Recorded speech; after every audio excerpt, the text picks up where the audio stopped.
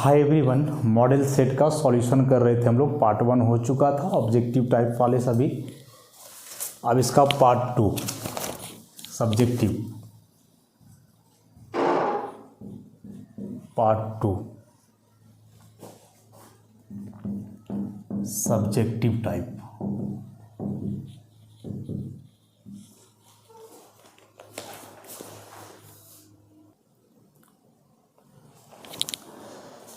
तो पार्ट 2 जो है सब्जेक्टिव टाइप, इसमें क्वेश्चन नंबर 1 एरोसोल का एक एग्जाम्पल पूछा है। सरफेस केमिस्ट्री से है, तो उसमें याद करो जब हम लोग टाइप पढ़ रहे थे कोलॉइड का, तो उसमें से टाइप होता था इसका जेल, सोल, फिर एरोसोल, ऐसे करके। तो एक क्लासिफिकेशन हो रहा था डिस्पर्स्ड फेज और डिस्पर्सन मीडियम के आधार पे। डिस्पर्स्ड फेज और डिस्पर्सन मीडियम के आधार पे कम अमाउंट में जो होता था उसे डिस्पर्स्ड फेज कहते थे, जो ज़्यादा अमाउंट में होता था उसे डिस्पर्सन मीडियम कहते थे हम लोग। अब जेल में क्या था कि जेल में डिस्पर्स्ड फेज होता था liquid, dispersion medium solid. Sol में dispersed phase solid, dispersion medium liquid. Aerosol में क्या है कि यहाँ गैस होगा, इधर कुछ भी हो सकता है, सॉलिड लिक्विड कुछ भी, लेकिन एक कंपोनेंट वहाँ गैस होगा। तो जब भी डिस्पर्सन मीडियम के रूप में गैस हो तो समझ जाओगे वैसे सिस्टम को या वैसे कोलॉइड को हम लोग एरोसोल के नाम से जानते हैं। तो इसका एग्जांपल जैसे मिस्ट, स्मोक, धुआं वगैरह होता है, या मिस्ट कुहासा वगैरह जो है, ये सब के सब एरोसोल के एग्जांपल हुए। तो एरोसोल पूछा है, हो सकता है वहाँ सोल पूछ दे, केवल जेल पूछ दे, आता है इससे क्वेश्चन, ध्यान रखोगे। एक इमल्सन भी होता है जो और कॉमन है, जिसमें दोनों कंपोनेंट लिक्विड होता है। तो इसे याद रखना है, dispersion medium solid, disperse phase liquid, तो जेल, ई लिक्विड ई सॉलिड तो सोल, ई सॉलिड लिक्विड में से कुछ भी, लेकिन यहाँ गैस रहा एरोसोल, और दोनों लिक्विड रहा तो इमल्सन। इतना ही में से, चारों में से कोई एक पूछेगा। सेकेंड है metallurgy. Metallurgy isolation of element वाले से यह क्वेश्चन है। तो देखो, मोस्ट ऑफ दी मेटल्स जो होते हैं, जो रिएक्टिव नेचर के मेटल्स हैं, वे अर्थ क्रस्ट में जब एग्जिस्ट करते हैं तो किसी ना किसी दूसरे के साथ कंबाइंड फॉर्म में, और उस कंबाइंड फॉर्म को हम लोग मिनरल या ओर के नाम से जानते हैं।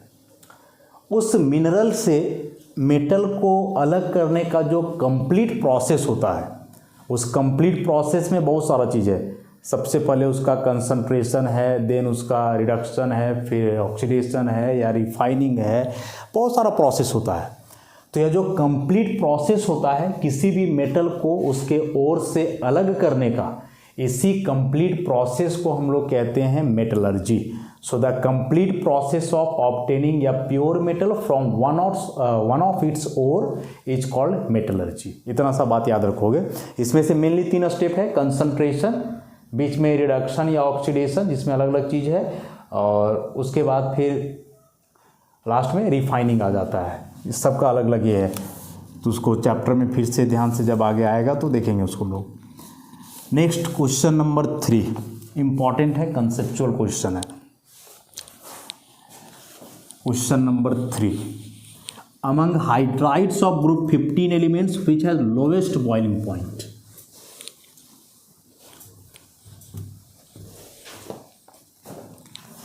क्वेश्चन नंबर 3, ग्रुप 15 के जो हाइड्राइड्स हैं, इन हाइड्राइड्स में पूछा है कि लोवेस्ट बॉइलिंग पॉइंट किसका है। लोवेस्ट बॉइलिंग पॉइंट किसका है ग्रुप 15 हाइड्राइड्स में। तो ग्रुप 15 के हाइड्राइड्स मतलब जो MH3 टाइप के हाइड्राइड्स है उसके बारे में बात किया जा रहा है। तो नाइट्रोजन का हम लोग जान रहे हैं NH3, फास्फोरस का जान रहे हैं PH3, आर्सेनिक का AsH3, एंटीमनी का SpH3, बिस्मथ का BiH3 है।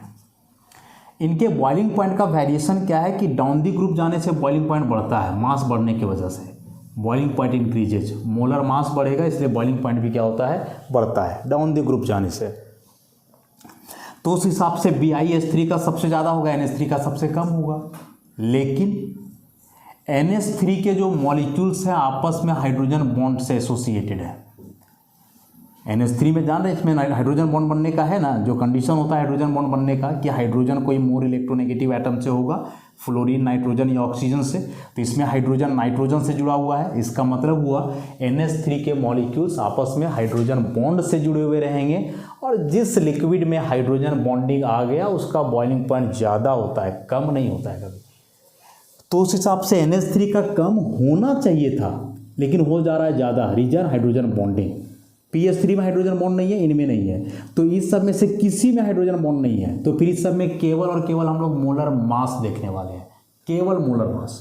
तो इन सब में मोलर मास जिसका सबसे कम होगा बॉइलिंग पॉइंट उसका सबसे ज़्यादा हो जाएगा। तो सबसे कम मोलर मास PH3 का, सॉरी मोलर मास जिसका कम होगा बॉइलिंग पॉइंट उसी का कम होगा, मोलर मास का डायरेक्ट है ये। तो PH3 का मोलर मास सबसे कम इसलिए बॉइलिंग पॉइंट सबसे कम होना चाहिए था NH3 का, लेकिन नहीं हो रहा है हाइड्रोजन बॉन्ड के चलते। तो हम लोग इसका आंसर करेंगे PH3 कि PH3 is the hydride of group 15 elements which has lowest boiling point. Group 15 element में फॉस्फिन मतलब PH3 जिसका बॉइलिंग पॉइंट सबसे कम होगा। कंसेप्ट वाला चीज़ था ये। Next question number 4, unpaired electron पूछा है। Mn2+ आयन में अनपेयर्ड इलेक्ट्रॉन कितना होगा। इसको तो ऑब्जेक्टिव में भी किए थे, एक मैग्नेटिक मोमेंट एक डायमैग्नेटिक वाला पूछा था, ये तीसरा वही क्वेश्चन है, तरीका 3 हुआ। एक में मैग्नेटिक मोमेंट निकालने पूछा, एक में पारा डायमैग्नेटिक पूछा, इसमें अनपेयर्ड पूछ रहा है। और अनपेयर्ड इलेक्ट्रॉन निकालना है तो फिर बिना एटॉमिक नंबर और कन्फिग्रेशन का कैसे, 25 होता है, नोबल गैस के आधार पे लिखोगे आर्गन 3d5 4s2, Mn पे 2+ है, लास्ट से 2 इलेक्ट्रॉन्स हटेंगे तो बचेगा 3d5, D में 5 इलेक्ट्रॉन, 1 2 3 4 5, तो 5 ऑर्बिटल्स 5 इलेक्ट्रॉन सब में एकक है, तो अनपेयर्ड इलेक्ट्रॉन का संख्या यहाँ से हो गया 5। अनपेयर्ड इलेक्ट्रॉन का संख्या हो गया कितना, 5। नेक्स्ट है question number 5, what type of hybridization is involved in the geometry of a square planar. Square planar geometry में क्वेश्चन नंबर यह है 5। स्क्वायर प्लानर ज्योमेट्री में किस तरह का हाइब्रिडाइजेशन है। अब यह स्क्वायर प्लानर एक तो कोऑर्डिनेशन में भी पढ़े हम लोग और एक नॉर्मल पी ब्लॉक में भी पढ़े होंगे।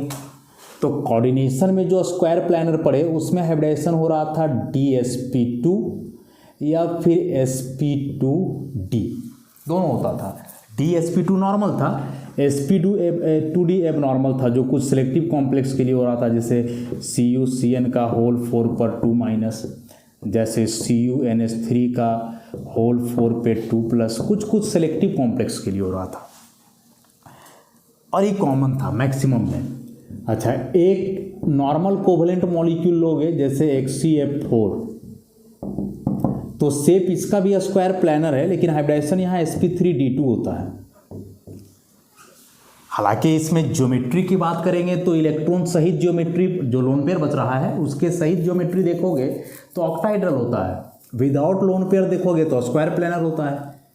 तो क्वेश्चन में यहाँ तो कुछ ठीक बात कहा नहीं है, बस स्क्वायर प्लानर बोल दिया, जिसके लिए 3 टाइप का हाइब्रिडाइजेशन है, DsP2, sp2d, sp3d2।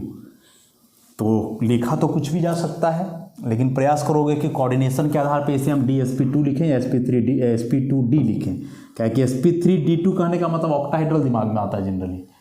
सही तीनों है, कुछ भी लिखा जा सकता है। नेक्स्ट है क्वेश्चन नंबर 6, एक ऑर्गेनिक कंपाउंड है जिसके लिए IUPAC नाम लिखना है हमें।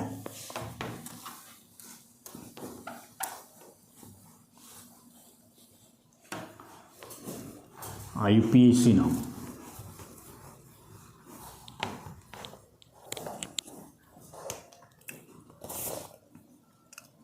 Question number 6, CH3CH CH3CH OH CH2 C double bond OH, ऐसा कंपाउंड है। अब इसमें से देखो फंक्शनल ग्रुप 2 दिए हुए हैं, OH अल्डिहाइड। पता होना चाहिए तुम्हें कि इन दोनों में सीनियर फंक्शनल ग्रुप कौन है on the basis of nomenclature. Nomenclature के आधार पे इनमें से सीनियर फंक्शनल ग्रुप कौन है, तो अल्डिहाइड होता है। अब अल्डिहाइड यदि मेन है तो अल्डिहाइड के नॉमेनक्लेचर का रूल है कि इसी के कार्बन से 1 होता है हमेशा, तो 1 2 3 4 5, A B substituent, A B substituent.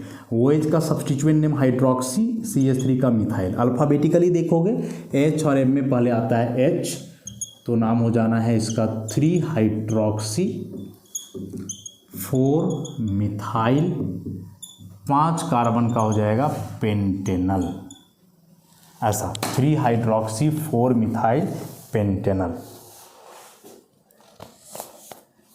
Next, अभी नॉमेनक्लेचर में तो बिल्कुल भी नहीं है कि यही आएगा, इतने सारे कंपाउंड्स हैं, कोई भी आ सकता है। 7 में पूछा है विटामिन डी की कमी से कौन सी बीमारी होती है। विटामिन डी, ये तो बहुत पहले से जानते आ रहे हो, रिकेट्स, जिसमें होता क्या है, बोन का वीकनिंग, हड्डी वगैरह कमजोर होने लगता है बच्चों में। अब विटामिन डी दिया है, कोई जरूरी नहीं कि यही आएगा, विटामिन सी ए बी कुछ भी आ सकता है, तो इसको कर लोगे। सारे विटामिन का डेफिशिएंसी को याद रखना है कि कौन सी विटामिन की कमी से क्या रोग होता है, उसको याद रखोगे। Next question number 8, order of reaction क्या है पूछ रहा है। ऑर्डर ऑफ रिएक्शन क्या होता है, और फर्स्ट ऑर्डर रिएक्शन के लिए यूनिट लिखना है। बताओ, फर्स्ट ऑर्डर रिएक्शन किसी रिएक्शन के ऑर्डर का यूनिट होता है क्या, उसके रेट कांस्टेंट का यूनिट होता है। क्वेश्चन होना चाहिए what is the unit of rate constant of first order reaction. Rate constant नहीं लिखा हुआ है, फिर भी हम लोग वही सोचेंगे क्योंकि उसके अलावा किसी का यूनिट निकलता भी नहीं है इसमें। तो first of all order of reaction है क्या, तो पढ़ते क्या हम लोग कि कोई रिएक्शन है, ए और बी मिल करके बना रहे हैं प्रोडक्ट। अब इस रिएक्शन का जो रेट होता है वह डायरेक्टली प्रोपोर्शनल होता है रिएक्टेंट के कंसंट्रेशन का। बहुत सारे रिएक्टेंट है तो कंसंट्रेशन आपस में गुणनफल में होंगे प्रोडक्ट में। प्रत्येक कंसंट्रेशन टर्म का यहाँ कोई पावर आता है और वह पावर एक्सपेरिमेंट से डिसाइड होता है, हम लोग नहीं बता सकते हैं। May be sometimes power coefficient के बराबर आ जाए, लेकिन एक्सपेरिमेंटल ही है। अब यहाँ से हट करके कांस्टेंट आ जाता है के, ए का पावर एक्स, बी का पावर वाई, और यही जो पावर है इसी पावर का समेशन कर देंगे तो ये कहलाता है ऑर्डर ऑफ रिएक्शन, कि the summation of powers of concentration terms used in rate law expression of a reaction is called overall order of reaction, and the power of each concentration term is called order with respect to that reactant. जैसे यहाँ इस reaction का overall order पूछा जाए तो दोनों को जोड़ के बोलेंगे, एक्स और वाई, एक्स का पावर जो भी है, यहाँ 1 है यहाँ 2 है, तो ऑर्डर थर्ड हो जाएगा इसका। तो ओवरऑल हुआ ऑर्डर थर्ड, लेकिन पूछा जाए कि ए के रिस्पेक्ट में ऑर्डर क्या है तो इसी का पावर देखेंगे कितना है, बी के रिस्पेक्ट में ऑर्डर क्या है तो इसी का पावर देखेंगे कितना है, ऐसे करके। यूनिट पूछा है फर्स्ट ऑर्डर रिएक्शन के रेट कांस्टेंट का, तो उसके लिए एक जनरल हम लोग पढ़े थे कि के रेट कांस्टेंट है तो इसके यूनिट का जनरल एक था कि मोल 1 - n लीटर n-1 पर सेकेंड। अब यहाँ दे करके रखा है फर्स्ट ऑर्डर रिएक्शन, तो इसमें जो n देख रहे हो तो ऑर्डर ही होता है ना, तो फर्स्ट ऑर्डर रिएक्शन मतलब n = 1 दिया हुआ है, तो यहाँ से k निकालोगे तो ये जाएगा मोल 1 - 1 लीटर 1 - 1 पर सेकेंड, तो k = मोल का पावर 0 लीटर का पावर 0 पर सेकेंड। किसी भी चीज़ का पावर 0 माने 1 होता है, तो k आ जाएगा यहाँ पर सेकेंड। और पर सेकेंड पर मिनट भी हो सकता है, पर ईयर भी हो सकता है, पर मंथ भी हो सकता है, पर मिनट भी, आवर कुछ भी हो सकता है, बस पर टाइम याद रखोगे। जनरली सेकेंड में रिप्रेजेंट करते हैं हम लोग, इसलिए सेकेंड लिखा गया है।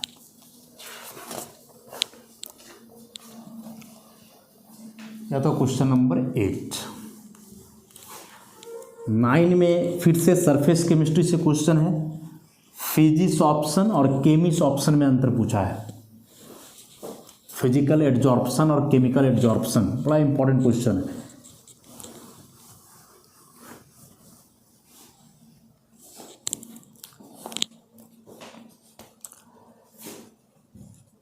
क्वेश्चन नंबर 9, फिजिक्स ऑप्शन, जिसे हम फिजिकल एडजॉर्प्शन भी कहते हैं, याद रखोगे, एग्जाम में हो सकता है नाम बदल करके दे दे, फिजिकल एडजॉर्प्शन। और दूसरा है केमिस ऑप्शन, जिसे हम केमिकल एडजॉर्प्शन भी कहते हैं, केमिकल एडजॉर्प्शन भी कहते हैं। वैसे तो अंतर बहुत है, लेकिन कम से कम 3-4 हम लोग देखें जो लिखना है नोट्स में, जो लिखा हुआ है अंतर। सबसे पहला बात, ये एडजॉर्प्शन के बारे में जान रहे होगे कि कोई भी गैसियस मॉलिक्यूल का किसी सॉलिड या लिक्विड के सरफेस पर जा कर के जमा होना एडजॉर्प्शन कहलाता है। जमा होने का मतलब हुआ कि वह जो गैसियस मॉलिक्यूल है और वह जो सरफेस है उसके बीच कोई इंटरैक्शन हुआ है, कोई बॉन्डिंग हुआ है, तब जा कर के वहाँ वो जमा हुआ है। तो उस इंटरैक्शन के आधार पे जो है ना, एडजॉर्प्शन को 2 आधार में रखा गया है। तो यहाँ हम 2 बात बोले, एक कि वहाँ गैसियस मॉलिक्यूल जाके जमा हो रहे हैं, दूसरा वह सरफेस है सॉलिड का या लिक्विड का, जनरली सॉलिड का होता है। तो वह जो सॉलिड है, जो सरफेस प्रोवाइड करता है एडजॉर्प्शन के लिए, उसे हम कहते हैं एडजॉर्बेंट। क्या कहते थे उसे? एडजॉर्बेंट। और जो गैसियस मॉलिक्यूल जा करके जमा हो रहा है उसे कहते हैं एडजॉर्बेट। तो एडजॉर्बेंट, एडजॉर्बेट, इन दोनों के बीच कैसा इंटरैक्शन है उस आधार पे ये 2 तरह के एडजॉर्प्शन है, फिजिकल, केमिकल। तो यदि एडजॉर्बेंट और एडजॉर्बेट के बीच कोई वीक वैन वाल फोर्स हो, कोई वीक वैन वाल्स फोर्स हो, तो इसे हम कहते हैं फिजिकल एडजॉर्प्शन, माने फिजिकल फोर्स हो, वीक फोर्स। और यदि एडजॉर्बेट और एडजॉर्बेंट के बीच कोई स्ट्रॉन्ग केमिकल फोर्स हो, कोई केमिकल बॉन्ड बनता हो, तो उसे हम लोग कहते हैं केमिकल एडजॉर्प्शन। तो नेचर के आधार पे है, फिजिकल फोर्स ऑपरेट हो रहा है physical adsorption, chemical force operate हो रहा है तो केमिकल एडजॉर्प्शन। अब चूंकि फिजिकल एडजॉर्प्शन में जो फोर्स ऑपरेट हो रहा है वह कमज़ोर है, यहाँ जो फोर्स ऑपरेट हो रहा है वह स्ट्रॉन्ग है।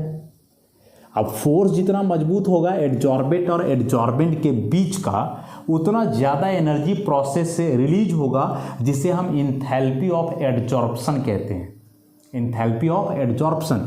तो चूंकि यहाँ का इंटरैक्शन वीक है, इसलिए यहाँ low enthalpy of adsorption, low enthalpy of adsorption कम 20 से 40 किलो जूल पर मोल होता है। मैंने 1 मोल एडजॉर्प्शन हो रहा है किसी सब्सटेंस का, तो 20 से 40 किलो जूल एनर्जी रिलीज होगा वहाँ से।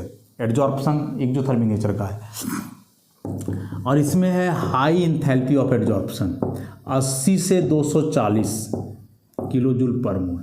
मजबूत फोर्स बनता है ना वहाँ एडजॉर्बेट और एडजॉर्बेंट के बीच, तो फोर्स मजबूत होने के वजह से एनर्जी भी वहाँ से ज़्यादा रिलीज होता है, और ज़्यादा एनर्जी रिलीज होता है तो इसका इंथैल्पी ऑफ एडजॉर्प्शन क्या हो जाएगा? हाई हो जाएगा। तो यहाँ लो इंथैल्पी ऑफ एडजॉर्प्शन वहाँ है। Physical adsorption is reversible in nature, माने एक बार एडजॉर्प्शन हुआ उसको फिर ख़त्म किए फिर एडजॉर्प्शन हो जाएगा। जैसे दीवार वगैरह पे डस्ट पार्टिकल का चिपकना फिजिकल एडजॉर्प्शन है, दीवार को झाड़ देते हैं फिर डस्ट हट जाता है, कुछ दिन में फिर चिपक जाता है, तो यह रिवर्सिबल हुआ। इरिवर्सिबल में आता है केमिकल, एक बार केमिकल बॉन्ड किसी से बना फिर टूट गया तो दोबारा वह उसके साथ वही बॉन्ड नहीं बना पाता, तो ये हुआ रिवर्सिबल नेचर का, ये हो गया इरिवर्सिबल। फिजिकल एडजॉर्प्शन जो है वह मल्टी लेयर फिनोमेनन है। मल्टी लेयर मतलब कि एक लेयर में मॉलिक्यूल जमा हुए, उसके ऊपर एक लेयर और बन सकता है, एक लेयर और बन सकता है, लेकिन यहाँ नहीं, ये मोनो लेयर है, क्योंकि इसमें बनता है बॉन्ड। और बॉन्ड बनने के लिए जैसे मान के चलो कि यह सरफेस है, तो सरफेस है तो यहाँ कोई मॉलिक्यूल है, इससे बॉन्ड बना लिया, तो अब इसके ऊपर वाला इससे बॉन्ड कैसे बना पाएगा? नहीं बना पाएगा। लेकिन फिजिकल एडजॉर्प्शन में कि बॉन्ड नहीं बनाना है, बस खाली वैसे ही थोड़ा सा चिपके रहना है, तो रह सकता है, लेकिन केमिकल में नहीं रहेगा। तो ऐसे करके कई डिफरेंसेस है, ये 4 कॉमन है जिसे लिखा गया है कि फिजिकल एडजॉर्प्शन में एडजॉर्बेट के बीच वीक वैन डर वाल फोर्स है, यहाँ स्ट्रॉन्ग केमिकल फोर्स है। इंथैल्पी ऑफ एडजॉर्प्शन कम है, यहाँ इंथैल्पी ऑफ एडजॉर्प्शन ज़्यादा है, वैल्यू लिखा हुआ है। इरिवर्सिबल नेचर का है, इरिवर्सिबल है, इसका मल्टी लेयर फिनोमेना है, और ये जो है सो मोनोलेयर फिनोमेना। नोट्स में लिखा हुआ है सेम चीज़, उसको रटोगे। नेक्स्ट है कुछ रिएक्शन कंप्लीट करना है, क्वेश्चन नंबर 10 और 11 दोनों में।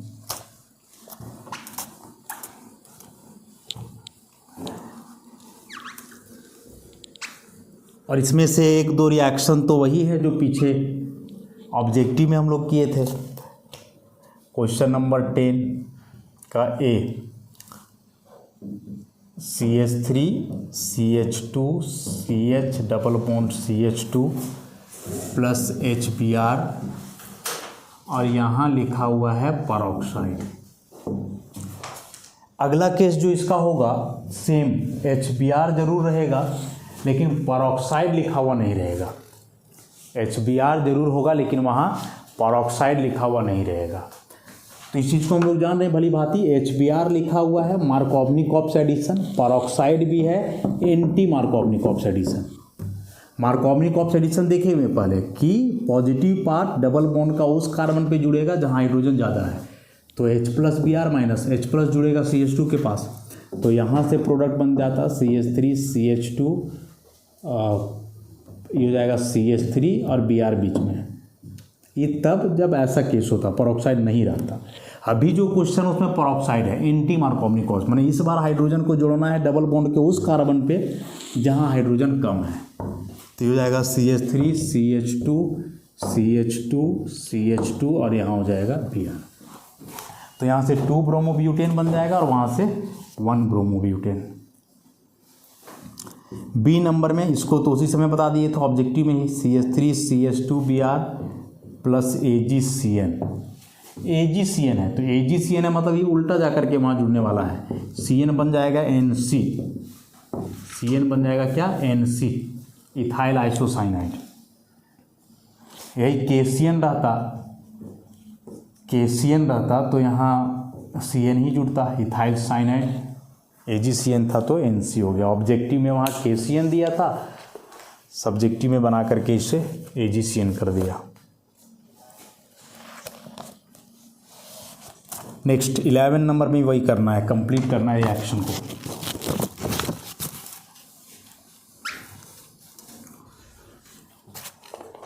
क्वेश्चन नंबर 11, अल्कोहल फिनॉल से रिएक्शन है। ए नंबर में इथेनॉल का रिएक्शन PCl3 से। अब अल्कोहल का रिएक्शन फास्फोरस हेलाइड से तो होता ही है, चाहे वह ट्राई हेलाइड हो या पेंटा हेलाइड हो, रिएक्शन दोनों से होता है। तो यदि यहाँ ये ट्राई हेलाइड है तो इसके लिए हम लोग पढ़े थे 3 मोल इन्वॉल्व होता है अल्कोहल का, नहीं दिया हुआ क्वेश्चन में, अपने से लेना होगा, 3 मोल अपने से लेना होगा PCl3। तो यहाँ से CH3 CH2 CH2 Cl,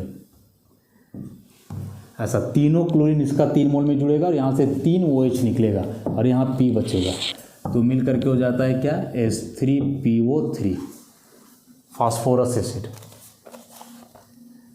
same यदि PCl5 होता तो क्या आ सकता है, यदि PCl5 होता तो इसे ऐसे करना होता, PCl5 रहता तो PCl3 Cl ऐसे बॉन्ड यहाँ से तोड़ते थे यहाँ से, तो ये बन जाता CH3 CH2 Cl, बीच में हो जाता POCl3 और ये HCl मिल करके हो जाता है HCl, क्लोरोइथेन बन जाता है यहाँ से। बी नंबर में इसका इंपॉर्टेंट है, फिनॉल का रिएक्शन कंसंट्रेटेड नाइट्रिक एसिड से in the presence of concentrated sulphuric acid.